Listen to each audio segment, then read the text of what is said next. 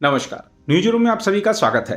संसद का मानसून सत्र आज से शुरू हो रहा है। जिस तरीके से सत्ता पक्ष और विपक्ष ने तैयारियां की हैं, उसको देखते हुए लग रहा है कि ये सत्र हंगामेदार रहने वाला है।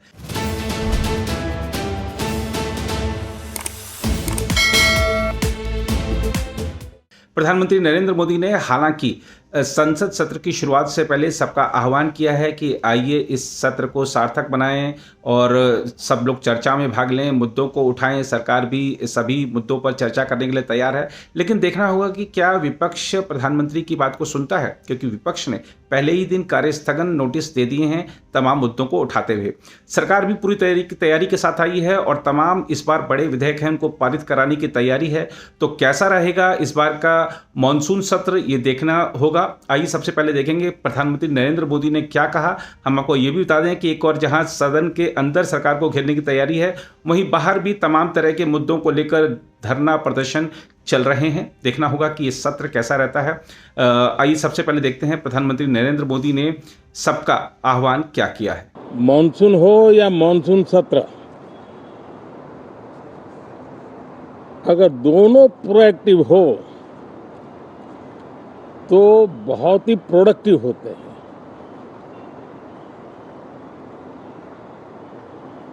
और दोनों को प्रोडक्टिव होते हैं तो देश का कल्याण होता है, जीव मात्र का कल्याण होता है। और इसलिए हम यही प्रार्थना करते हैं कि मानसून भी प्रोएक्टिव रहे, मानसून सत्र भी प्रोडक्टिव रहे। साथियों, पिछले एक महीने में देश ने अनेक सिद्धियां प्राप्त की है और देशवासी गर्व से भर जाएं, इस प्रकार की सिद्धियों का सिलसिला चला है। चाहे राष्ट्रीय हो, अंतर्राष्ट्रीय हो और अब तो अंतरिक्ष भी हो। एक प्रकार से भारत के लिए गर्व के पल रहे हैं। पिछले वर्ष मानसून सत्र के ठीक पहले भारतीय नागरिक इंटरनेशनल स्पेस स्टेशन पर पहुंचा था और कल ही परसों भारत का एक युवा स्टार्टअप, उसने बहुत बड़ी सिद्धि प्राप्त की है। विश्व के कम ही देश हैं जहां इस प्रकार से प्राइवेट साहस हुए हैं और भारत के युवाओं ने अंतरिक्ष में नई उड़ान भरी है। बहुत बड़ी सफलता है। और ये जो स्काईरूट स्टार्टअप है, उसमें जो नौजवान काम कर रहे हैं, मुझे बताया गया उनकी पूरी टीम की जो एवरेज एज है वो सिर्फ 28 साल है। ऐसे नौजवानों ने ये काम करके दिखाया है। मैं किसी 56 साल के नौजवान की बात नहीं कर रहा हूं। मैं देश के ये स्टार्टअप ने 28 के एवरेज वाले नौजवानों ने अंतरिक्ष में भारत का झंडा गाड़ दिया है। उनको तो बधाई है ही है, लेकिन ऐसी बातें जो हैं, जो भारत को आत्मविश्वास से भर देती है। विश्व में भारत का प्रोफाइल सर्वमान्य, सर्वस्वीकृत बनता जाता है।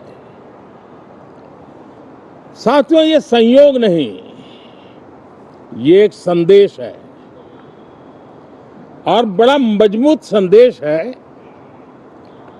कि हमारे देश के युवाओं की क्षमता और उनकी आकांक्षा अंतरिक्ष जितनी असीम है, इससे बड़ा संदेश देश के लिए कोई और प्रेरणा नहीं दे सकता है। साथियों, जो रिफॉर्म एक्सप्रेस पर सवार होकर के आज देश चल पड़ा है, उसी का नतीजा है कि भारत के नौजवान इतना बड़ा साहस कर पाते हैं और सफल भी हो रहे हैं। साथियों, पिछले दिनों राजस्थान में बहुत बड़ी ऑयल रिफाइनरी देश को समर्पित की गई। पिछले कुछ सप्ताह पहले एक सेमीकंडक्टर प्लांट यानी तीसरा देश को समर्पित किया गया। अभी कुछ दिन पहले ग्रीन हाइड्रोजन से चलने वाली ट्रेन, और विश्व में बहुत कम देश ऐसे हैं कि जिनके पास ये सुविधा है, लेकिन भारत ने जो हाइड्रोजन ट्रेन देशवासियों को समर्पित की है, वो सबसे ताकतवर इंजन वाली है और सबसे लंबी है। ये अपने आप में भारत के वैज्ञानिक, भारत के इंजीनियर्स, भारत के इनोवेटर्स, भारत के उद्यमी, भारत के श्रमिक, ये जो एक लक्ष्य लेकर के देश के लिए जी रहे हैं, देश के लिए काम कर रहे हैं, उसी का परिणाम है। साथियों, हम भली भांति जानते हैं और पूरी दुनिया चिंतित भी है, लगातार कहीं न कहीं युद्ध की स्थितियां बनती रही है। पश्चिम एशिया के युद्ध के कारण भारत जैसे देश जो एनर्जी के लिए औरों पर डिपेंडेंट है, उनके लिए ये पश्चिम एशिया का युद्ध एक बहुत ही बड़ा संकट का कारण रहा। Petrol, diesel, LPG, fertiliser, chemicals, यानी हर विषय में अनेक बाधाएं, अनेक संकट आए। उसके बावजूद भी भारत 7.7% के ग्रोथ से दुनिया की मेजर इकोनॉमी में सबसे तेज गति से आगे बढ़ने वाला देश बन के रहा। ये भारत के सामर्थ्य का परिचायक है। भारत किस प्रकार से उत्साह और उमंग के साथ नई ऊंचाइयों को पार करना चाहता है, उसकी इसमें एक झलक है। और ऐसे में जब ये मॉनसून सत्र आरंभ हो रहा है,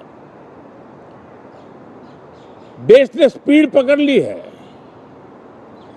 और संसद का स्पिरिट उस स्पीड में नई ऊर्जा भर सकता है। सकारात्मक स्पिरिट राष्ट्र के लक्ष्यों को प्राप्त करने के लिए बहुत आवश्यक होता है। हमारे सदन में बहुत अनुभवी सांसद भी है, दल उनका कोई भी हो, लेकिन उनके पास एक लंबा अनुभव है। ऐसे समय में उनके अनुभव की, उनके ज्ञान की संसद को भी जरूरत है, देश को भी जरूरत है। और इसके लिए संसद का चलना, सार्थक चर्चा होना, मिलजुल करके देश को आगे ले जाने के संकल्प लेना, ये मैं समझता हूं कि बहुत ही समय की मांग है। एस्पिरेशन से भरे हुए देश के युवाओं की मांग है कि हम आगे बढ़े। आज समय की मांग है कि राष्ट्र निष्ठा से भरे हुए,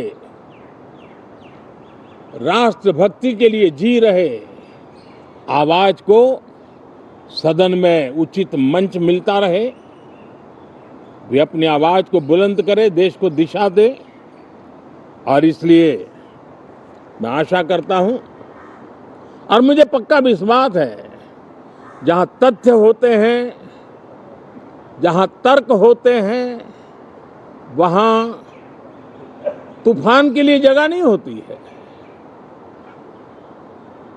अगर तर्क मजबूत है, तथ्य मजबूत है, तो शांत चित्त से भी अपनी आवाज को बुलंद बनाया जा सकता है।